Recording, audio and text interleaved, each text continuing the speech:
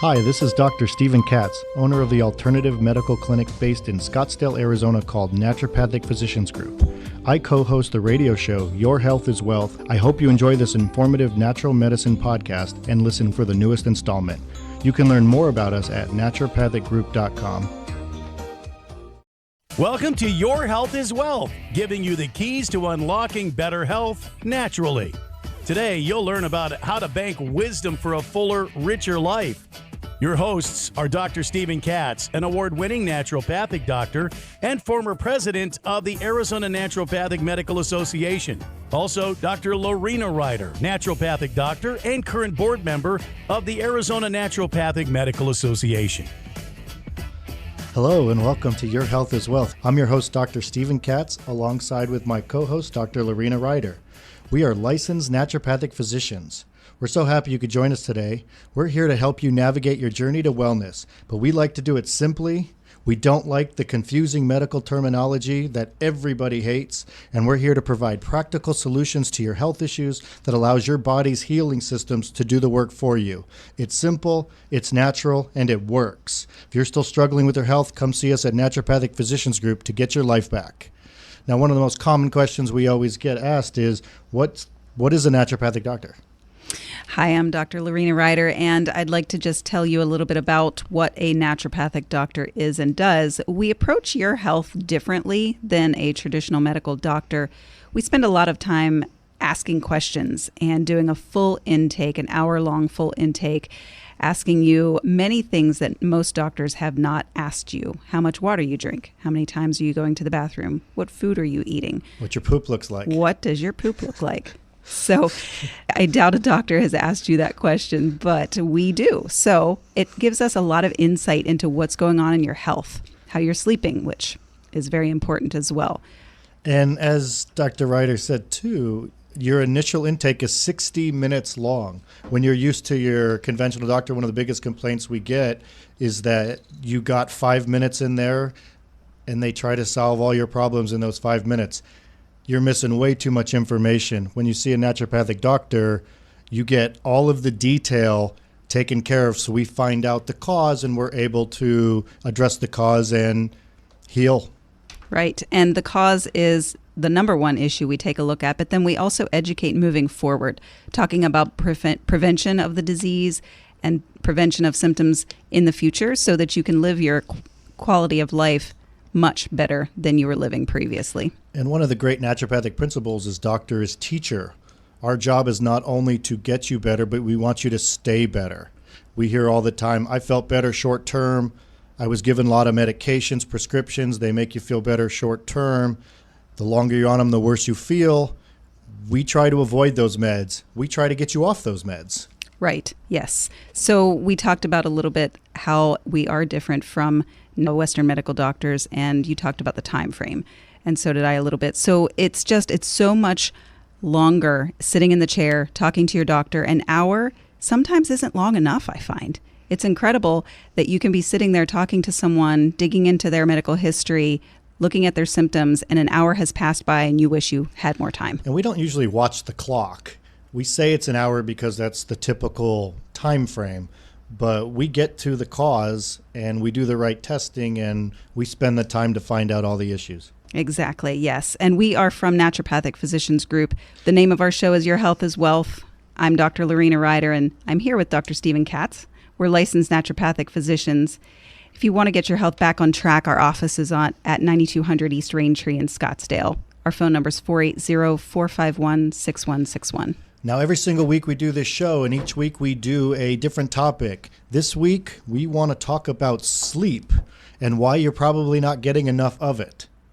So today we're going to go over all things related to sleep, but we're going to talk about some of the more common things that deal with sleep. The symptoms we're going to talk a lot about are going to be insomnia. Do you know people with insomnia? Many. You're probably listening. You probably had bouts of it before, but insomnia is basically difficulty falling asleep or staying asleep. There's lots and lots of different causes that we're going to go into more detail moving forward. Other ones we're going to talk about today is sleep apnea, also one of the most common sleeping issues that people, especially in America, have. And sleep apnea is basically a sleep disorder in which your breathing will repeatedly start and stop while you're sleeping. And this can be potentially very dangerous, if not even fatal, if it's not treated properly. But there are a lot of causes to that we'll get into more detail moving forward. Right. And unfortunately, sleep apnea is associated with obesity and poor diet. But like you said, we'll move into that further. And anxiety could be a sleep disruptor as well. And one that's, everybody knows about this, but narcolepsy. Most people think of it as, driving. Narcolepsy, you fall asleep while you're driving. That's the most dangerous form of it for sure. But it can actually happen it basically means excessive daytime sleepiness. How many people out there are walking around and they feel like they could pass out any single time? That's not necessarily narcolepsy, but if there is somebody who's just walking around and they fall asleep right away or could fall asleep, that could potentially be narcolepsy, undiagnosed or diagnosed. Right. The movies love to use narcolepsy in their plot. It's a good thing to make fun of. And with anxiety, these are going to be more stress hormone related, or you can't calm the mind, not waking refreshed. All of these issues are when people are sleeping, they could wake up in the middle of the night and be wired, and then they can't fall back asleep. The devil's hour, the witching hours, 3 o'clock in the morning. We'll have people always say, I wake up at 3 o'clock in the morning on the dot, and then they can't go back to sleep. So whether they go to bed at 10, 11, 9, they wake up at 3 o'clock no matter what, and they're wide awake. It's a big problem. I would say 7 out of 10 of my patients that come into the office, insomnia is one of their complaints. It is extremely common. There are so many different causes. And unfortunately, when you see a regular physician, the first thing you're given is a drug. Right. And also, not getting a restorative sleep is an issue. So if you're sleeping 8 hours a night and still not waking refreshed in the morning, your sleep is not restorative. Whether you're waking or not, you might not even realize that you're not getting the best sleep that you could possibly get. So again, this is the doctors from Naturopathic Physicians Group. Today we are talking about sleep and all things related to it and why we don't get enough of it. Today we're going to discuss ways that, the causes of it, but we're also going to get into potential treatment options and diagnostic tests that could tell you why you're not sleeping properly. And hopefully you're going to start sleeping better after listening to the show, and not because we're boring. Hopefully it's because you learned a lot of information. Yeah, we don't want to put you to sleep while we're talking about sleep today. That's for sure. That's right. Yeah. 1510 AM, 105.3 FM. You'll see us or hear us here every Friday. We're Dr. Stephen Katz and Loreena Ryder, licensed naturopathic physicians. Our weekly show is Your Health is Wealth, and we're here to give you practical information to help you start to take charge of your health care and to help you on your journey to get your life back. So if you struggle with day-to-day tasks, everything seems harder than it should be or used to be, we're here to help. Our office is located at Naturopathic Physicians Group, 9200 East Raintree in Scottsdale. Our phone number is 480-451-6161. Thank you for joining us. And again, the topic of the day is sleep. We're discussing all the common symptoms that people get with sleep. We talk about insomnia. That's when you have difficulty falling asleep or staying asleep. We're going to talk about narcolepsy, which is excessive daytime drowsiness. Sleep apnea, that tends to be more when you stop breathing, you start and stop breathing during your sleep. And anxiety, on why your anxiety can actually be affecting your sleep. And most people don't even know they have sleep apnea. They just wake up feeling tired and they go through their day completely tired. And every week I like to do a segment called What Isn't Your Doctor Telling You? Again, this is a segment that is not to be anti-doctor. It's not that they don't try to tell you everything. It's just when you have a short 5-minute visit, you can't be told everything. So this week is one that a lot of people do know, but it's still something that everybody should know. Nearly all sleeping treatments both prescription and some of the over-the-counter ones actually can carry dependency issues with it. Now, whether sometimes it's psychological, other times it's physiological. Physiological or biochemically is when you're actually dependent. You have to physically take it or your body cannot sleep. These are very common if you're on any prescription sleeping medications. The other side of the coin is the over-the-counter. A lot of the over-the-counter ones, they don't actually cause a biochemical dependency, but mentally, if you take it every single day, you will think in your mind you will not be able to go back to sleep without taking this. So it still does form a at least physical dependency to it. And these, of course, can be over-the-counter stuff, some of just the sleep aids over the counter. Right. So how do you know if you have a sleeping issue? You go to your doctor and you tell them, I can't sleep, or I'm tired throughout the daytime. I'm falling asleep at my computer. What's going on? And the doctor may or may not send you for a sleep study. But that's pretty much the only, that I'm aware of, traditional diagnostic test on the market to diagnose some sort of sleep issue. So that'll be the most common thing. And what a sleep study will tell you is, well, maybe you have sleep apnea. Maybe there's something else going on, but at least it can rule out a few things. If you are diagnosed with sleep apnea, perhaps then your doctor will prescribe what's called a CPAP machine to help you get through the rest of your nights of sleep. And a CPAP machine basically can, if it's used all night, can give you constant flow of oxygen. Therefore, you'll never run out of the oxygen when your body does try to stop breathing during a sleep apnea attack. Right. And they can be extremely helpful for patients who need them while you're making some lifestyle and diet changes that can further your sleep health, I suppose. As you work on that, a CPAP machine is definitely a good idea.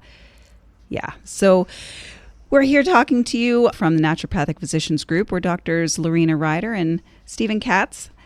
If you feel like there's something missing with your care and you're tired of the runaround, you can come see us at Naturopathic Physicians Group, 480-451-6161.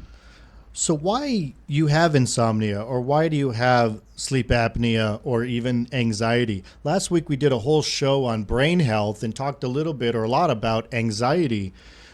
But we really talked about how you can't treat the problem if you don't treat the cause. Again, one of the major naturopathic principles. With insomnia, one of the most common causes of insomnia is poor sleep hygiene. It sounds very obvious, but most people that do this, they know they do it, they just don't pay attention to it, or they have no idea that it's affecting them. Right. Yeah, absolutely. And sleep hygiene is a real thing. So you have personal hygiene, right, where you wash your body, you take care of it. Sleep hygiene is how you prepare your body for sleep so that you get a more restful sleep. Are you one of those people that sit in front of your phone until midnight every night looking at Twitter, Facebook? Or keep the television on even while you fall asleep to after you fall asleep? It definitely disturbs the brain. Yeah, they put sleep mode on TVs, and yet very few people actually use them. But that actually can help you stay asleep longer, because if there's a loud noise or the light can actually flicker and into your brain, wake you up. Right. Well, your brain is still active because it hears the television. And the blue light on the television or your phone or your computer screen is stimulatory. You need your brain active at night, but you still need to be sleeping and get restful sleep. If your brain's not active at night, last week we talked about the bear eating you. It happens. Right. Well, right. Hopefully not. But in general, though, if you are not physically able to feel while you're sleeping, you will not have any wired sense, which means if you got attacked by something, somebody breaks into your house, something goes wrong, you won't wake up. Right. Yes. So there needs to be a balance. Biologically, you need to sleep to be able to restore all of your body's processes. But you do need to turn your brain off from outside stimulation, such as TV, phone, and that types of thing. You know, women are wired biologically different than men because we have to have that turned on to be able to take care of the babies. Absolutely. And I will sleep like the dead, and there could be an earthquake in my house and I'd probably sleep right through it. That's biology for you. It's biology in a nutshell. I mean, I would be a horrible person to be the protector if somebody broke in if I was asleep.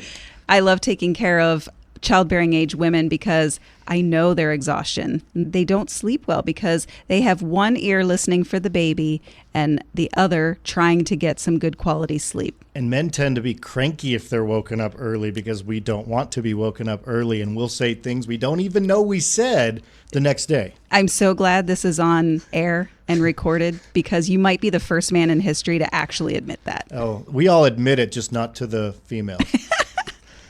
And then there's narcolepsy. So narcolepsy is actually lack of a brain chemical called hypocretin.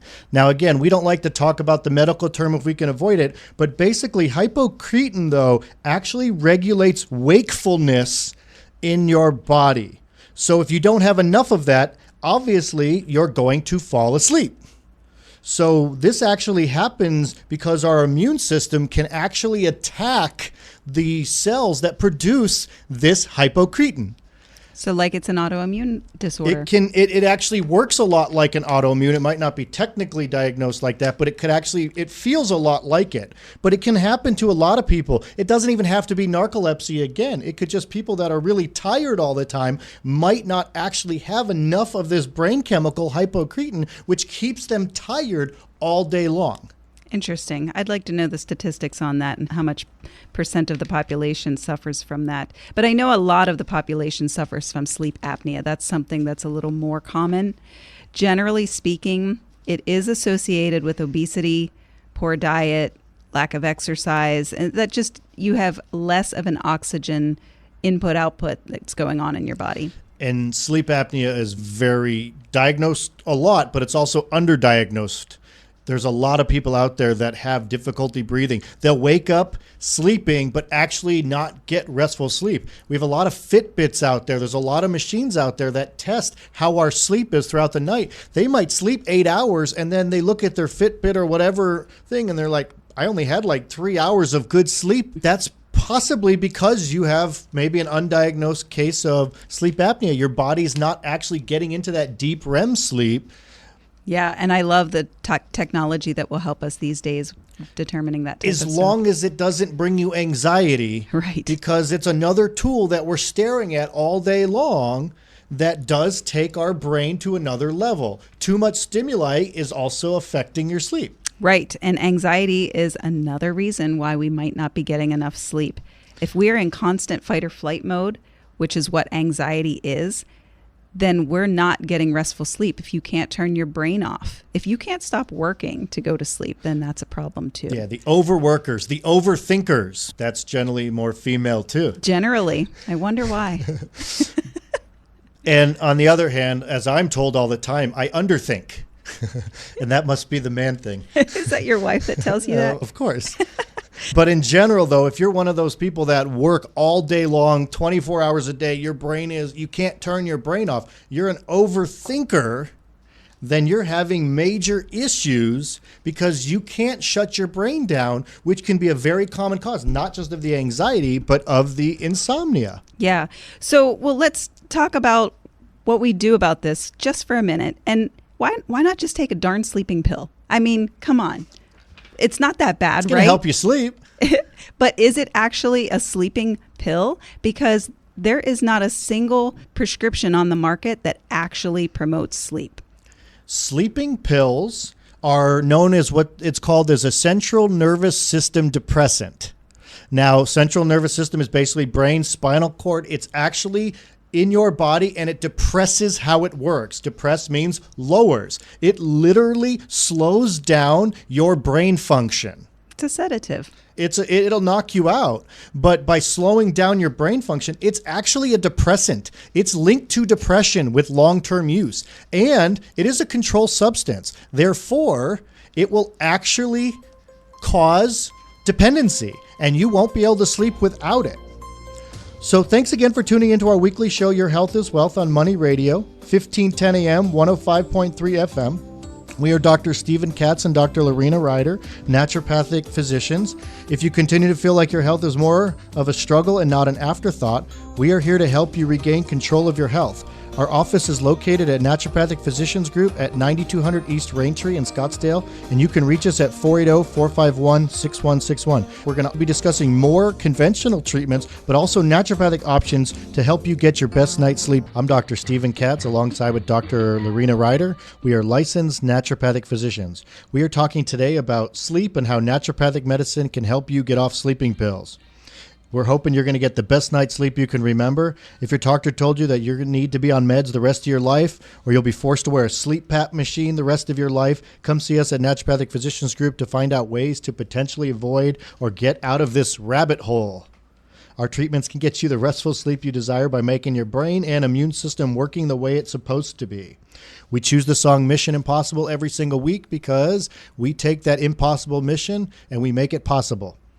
So every week we like to have a tip of the week, and this week we're talking about sleep, insomnia, narcolepsy, sleep apnea, and anxiety. The tip of the week I'd like to give you, it just touches a little bit on the biological history of us as humans, and we talked earlier about sleep hygiene. It also ties into that. So perhaps we are so light polluted here in our new world that it may have affected our circadian rhythm. The circadian rhythm is what, you go to sleep at nighttime when it's dark, you wake up when it's light. That's your circadian rhythm. For most people, that's true. Not everybody. Not teenagers. So the tip of the week I would like to share with you today has to do with artificial light. So one thing that you can do after dinner is perhaps turn off your overhead lighting. Turn on lower level lamp lighting, maybe even include amber lighting in that. And that way it mimics the sun going down. So if you live somewhere like here in Phoenix, the sun, it's not going down until 9 p.m. I think right now. 8:39, yeah. Yeah. So I've noticed it's affect my sleep just a little bit, but you can kind of mimic that sun going down by getting some amber lighting in the house. And then also if you get rid of the TV, the computer, the cell phone, because those emit blue light, and blue light mimics the bright sunlight. So if you need to work on your computer or your tablet or watch TV, perhaps wear some blue light glasses, and that blocks that bright light. Well, the original alarm clock, the rooster, would wake you up at the crack of sunlight, and that was farmers' time to get up. I used to have a rooster. Did you? Did it do that every morning? It did. It used to make me really angry. I would have eaten it. Don't tell my kids, but we did. Oh, good. But in general, if your body is not set on the sunlight versus darkness, you're all over the place. If you're a chronic worker or your hours of work are night versus morning, it absolutely affects that rhythm and can make it very difficult to go to sleep. Right. So we touched a little bit last segment on the treatments for insomnia and if you can't sleep. Some of those traditional treatments are things like antihistamines. Benadryl would be the main company of that. Benadryl's ingredient is diphenhydramine. And if you actually go to the over-the-counter products down the grocery store aisles and you look at all of the over-the-counter sleeping pills, almost every single one of them is Benadryl. Now, anybody who's taken Benadryl knows it makes you drowsy, which is why they put it in so many of the sleep products. But long-term use of antihistamines, histamine is a neurotransmitter. It is a brain chemical. And long-term use of brain chemical altering drugs is linked to neurological problems down the road. But also, if your body is used to it and you're using it for sleep, if you take it too long, you will have more difficulty sleeping without it. Right. Yeah, that's the dependency thing. And I found a research article on antihistamines, and just taking 18 or less doses in 1 year is associated with death. It's associated with a risk of death, not from taking that, but from other diverse reasons, and also cognitive decline. So moving forward, things like Alzheimer's is associated with that. And conventionally, they also like to use antidepressants.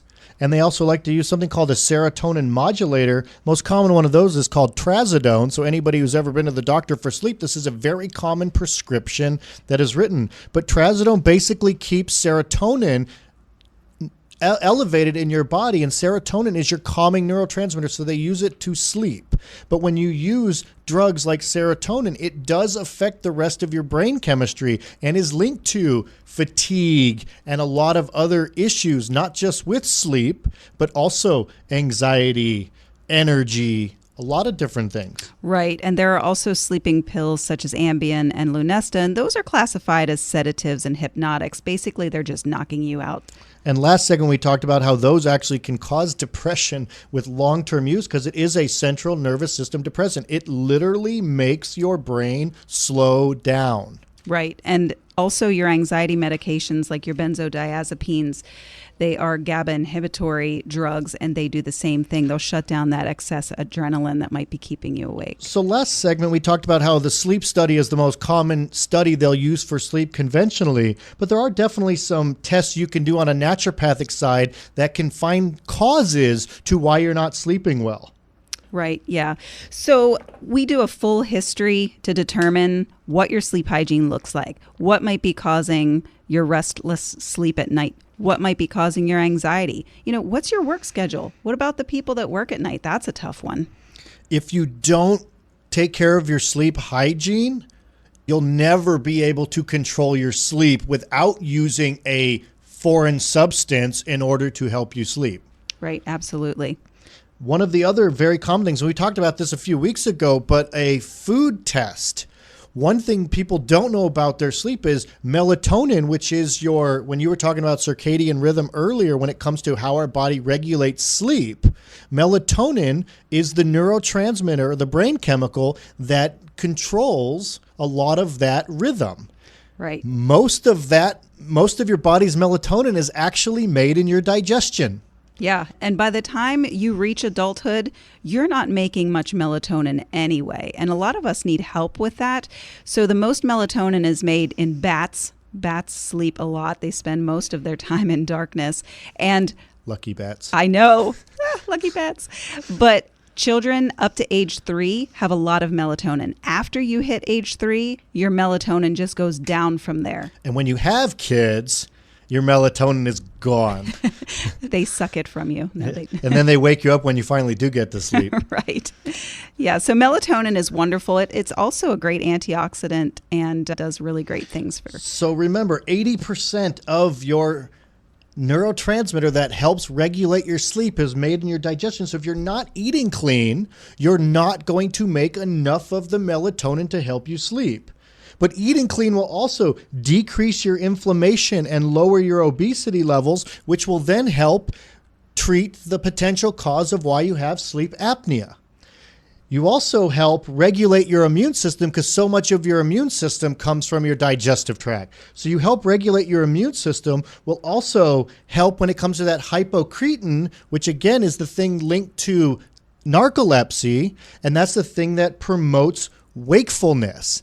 So if your immune system is working properly, you're going to get enough of that hypocretin, which will then help you stay awake and stay alert. Right. And we have some great naturopathic testing that we can do other than sleep studies to help you determine why you're not sleeping well. The neurotransmitter test, the urine test is one that does that to check the serotonin, dopamine, epinephrine, norepinephrine, all of your brain neurotransmitters that might be imbalanced that just need simple balancing. And also we have a 24-hour urine hormone test because if your hormones are out of balance, then that can affect your sleep greatly as well. Yeah, I mean, if you know what hormones are out of balance, then you are able to regulate the body, which so many of them that are not in regulation can affect your anxiety, sleep in general. Absolutely. Yes. So thanks for tuning in to Your Health is Wealth. This is Dr. Loreena Ryder and Dr. Stephen Katz. In our next segment, we'll be continuing our discussion on how to fix your sleep, why the over-the-counter meds might not be the best solution for you long-term. Our office is located at 9200 East Raintree, Scottsdale. Our phone number is 480-451-6161.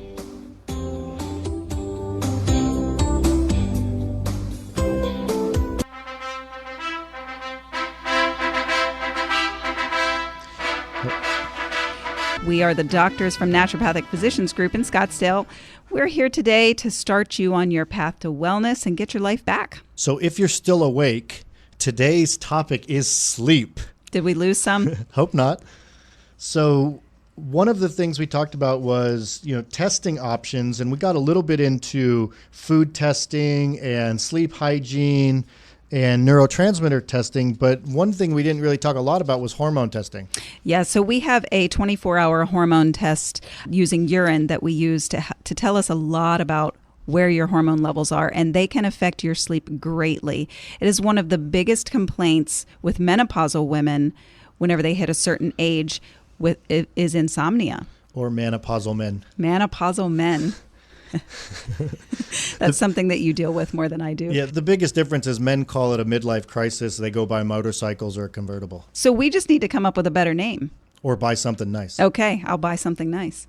So the hormone testing that we do will tell us where your progesterone, your cortisol, your estrogen, testosterone, where all of those levels lie. So if you come back with your test and it is, say, high cortisol, then that tells me that you're running from a bear mode when you're trying to sleep. And it's not okay. It's not going to give you a restful sleep whenever you're in that mode. These are like letting a dog out of a crate and they start running around like a crazy thing, chasing its tail all over the place. Basically, they're wired people. Imagine what sleep is going to be like if you're constantly wired. Right. We call that the zoomies in our house. So you cannot sleep when you have the zoomies. You can't, your brain won't rest, you overthink, and you can't get to sleep. The other thing with the hormone testing, you might show up with low progesterone. And low progesterone means that, the progesterone is kind of your feel-good, happy, relaxation hormone. So if that's low, your cortisol is likely high because they work opposite or together, depending on how you look at it. So that might be another issue that we could address. If you look at the pathway of progesterone and cortisol, the progesterone starts the process of making the cortisol. So if you have way too much cortisol, it means it's basically taking the progesterone and pushing it to the stress hormone. And therefore, you're going to have lower levels of progesterone and higher levels of cortisol, that stress hormone. Yeah, that's true. And there are things we can do to change and balance each and every one of those. So again, natural treatments out there. Now, we're not advocating that you run to the store and use all of these either. You should always be monitored by a physician if you don't have one that knows how to do this properly, and then that's what we're here for as well. But in general, some of the most common supplements people use for sleep out there, one of them is melatonin. We talked about that, how that's what regulates your circadian rhythm. But if you're actually low in melatonin, it can be a really easy fix to get you better sleep. Right. And magnesium is high on the list when it comes to relaxation and trying to get you to sleep. And there are many different forms of magnesium, so you should ask your doctor which one is best for you. And back on that melatonin too, is in order to know if you're low on melatonin too, you can do testing for that. There's tests out there that measure these neurotransmitters like we talked a lot about last week and a little bit this week. But if you're not sure where your brain chemistry is at, we can test that. When you get tested, it will let us know if you are low or high, so then we can pinpoint accurately your treatment protocol. If you're really low in serotonin, your calming neurotransmitter, it's very likely you're going to be low in melatonin because serotonin makes melatonin. Therefore, you can actually treat it properly. Right, absolutely. Another supplement that we like to promote whenever we're trying to get you to sleep is B6. Now, most people think of B vitamins as energy providing, but B6 is one of those that will actually help calm you down and get you to sleep. Most of the melatonin supplements that you'll see have B6 in them. I shouldn't say most, some. And if you just need to be knocked out and don't want to get punched in the face to do so, I don't advocate doing that. If you say wrong things to people, it could happen. You might sleep well. But in general, if you're looking for just that herb to knock you out, one of the most common things is valerian root. It's basically a sedative in a natural form. Yes, I would opt for that as well. And lavender's really great too. If you have an oil diffuser, you can even just throw some lavender drops in your diffuser and go to sleep that way. And lavender's linked to, and they've done studies on lavender when it helps with anxiety, relaxing, calming the mind. But one of the most common herbs that most people have actually never even heard of that actually is used for that calming of the mind is called passion flower or passiflora. This herb is for the I can't stop thinking people. I am up all night because I can't shut my brain down. Passion flower helps calm the mind. Right. And the natural supplements that we're telling you about, you don't form a dependency on them like you do a prescription medication. Yeah, it's very different. When we talked about prescription medications and how they're different from these, is so many of the prescription medications, they're control substances. The Ambien, the Lunestas, those are those central nervous system depressants, the ones that are linked to slowing your brain function. They're cause dependency. When you're talking about stuff like Valium or Xanax that they use for anxiety and sleep, these are the ones that you read on the papers all day long. People are dying partly because these medications are involved. These are drugs that are depressants. They're used for sleep because they shut down your body's processes, but they're controlled substances. Being controlled substances makes them more dangerous. Yeah, absolutely. I agree 100%. The one thing we didn't talk about though is caffeine, and I don't want to hurt anybody's feelings because caffeine is one of my favorite things in the morning, but make sure you keep it to the morning. I would recommend not having caffeine after 2 p.m. What most people don't really understand is that caffeine takes time to process out of your body. So 12 hours later, you still have some caffeine in your body. And we get all of the time, well, is a little bit okay versus a lot? It's really dependent person to person. Some people do not process caffeine very well, and other people process it very well. You should never be drinking a pot of coffee a day for all you people listening that drink a pot of coffee a day. You will not be able to function without that coffee because you are dependent on caffeine. Caffeine is addiction. It is an addicting substance, just like nicotine with smoking. It is a drug. Right. And it worsens your adrenal problem because likely you have an adrenal issue if you're depending on caffeine to begin with to stay awake. We also get asked a lot, what about green tea or what about tea? That's got caffeine. Why is it not the same problem that coffee is? Well, coffee's caffeine has nothing to help calm down that caffeine response. Green tea has something in there that you can also find at supplement places called theanine. Theanine it does not cause sedation, but it actually calms down some of the effects of caffeine. So when people drink coffee, they can get wired, they get bursts of energy. But when people drink tea, they're way more linked to more like that Zen Buddha feel. It relaxes their mind despite there's caffeine in there. So if you're looking for a source of caffeine that won't necessarily affect sleep, now some people it does, but very rarely. It usually helps relax you and can actually help people sleep better. Right. It also helps your metabolism, which is something that most women are looking to get some help with. There's also factors in true green tea that actually helps with breast cancer and a lot of other antioxidants. So there's a lot of health benefits with good quality tea. Now, I'm not talking about that 12 cent per cup garbage tea that's you're not even sure if it's made from a leaf.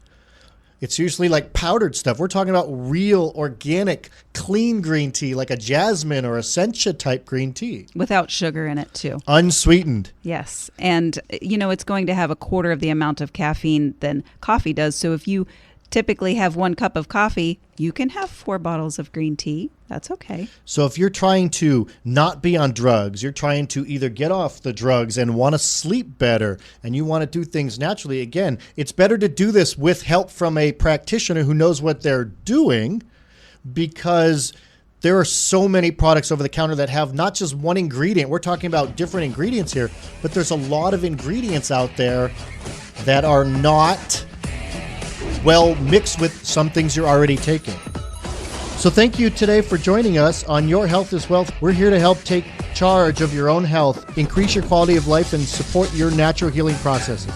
It's often simple and it works. We are the doctors from Naturopathic Physicians Group, Dr. Stephen Katz and Dr. Loreena Ryder. Call the Naturopathic Physicians Group at 480-451-6161. or email them at info@naturopathicgroup.com.